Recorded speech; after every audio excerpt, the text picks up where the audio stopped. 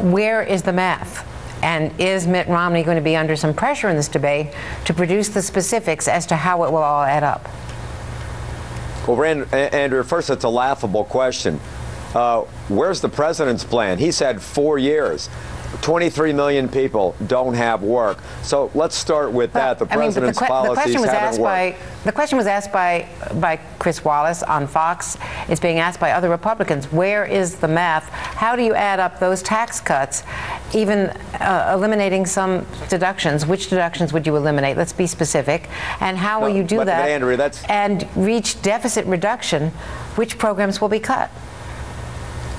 The question is, how do you get America back to work? What Paul Ryan just said on your clip is you flatten the base and increase. You increase the number. You reduce the number of deductions that are out there, and you expand the base.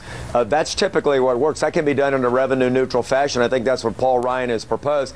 And what that does is make America more competitive. But Mitt Romney has been much more specific on how he'd get America back to work and replace the failed policies of the president. And Andrew, that's what this is about. The president's policies on job creation haven't got us back to work. 8% unemployment for 43 months. That's the issue. What the president, what Mitt Romney said very specifically on job creation is expanded trade by reducing the barriers, on creating a better climate for America by keeping tax and regulatory policies in a better shape.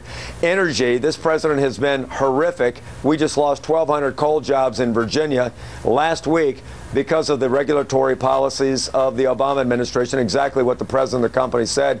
So I think they've been very specific on the types of things that they would do to be able to increase jobs, provide more access to the American dream, and tough decisions have to be made. I cut spending in Virginia about $6 billion, eliminating deficits. Republican governors have done it all over the country. Sure, there was some complaining and hardship at the beginning, but now we're running surpluses, and the job rates in red states are better than blue states, and that's what Mitt Romney will do. He's been specific about his goals. He hasn't been specific about how to reach those goals.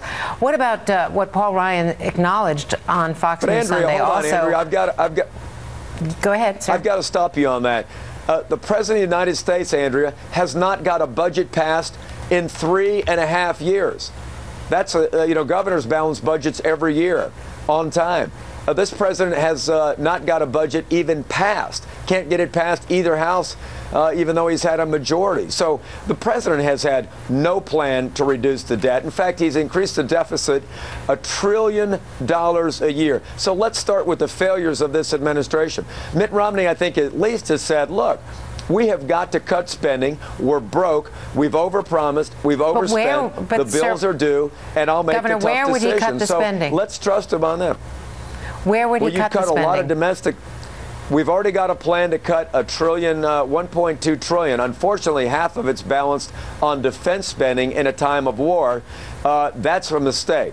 And so I think we need to cut trillions of dollars in order to get our budget balanced. And you could start with cutting 2 or 3 or 4% almost across the board, some of the things that other governors have done. But I think you target it in those areas where the spending has not produced tangible results in the quality of life for the people. I can just tell you, Andrea, I did it in Virginia.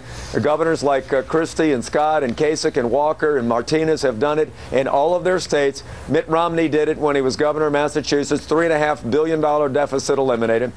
And it can be done. Is it going to be easy? Are people going to have some short-term pain? Yes. But is it necessary in order to restore the fiscal posture of the U.S.? Absolutely.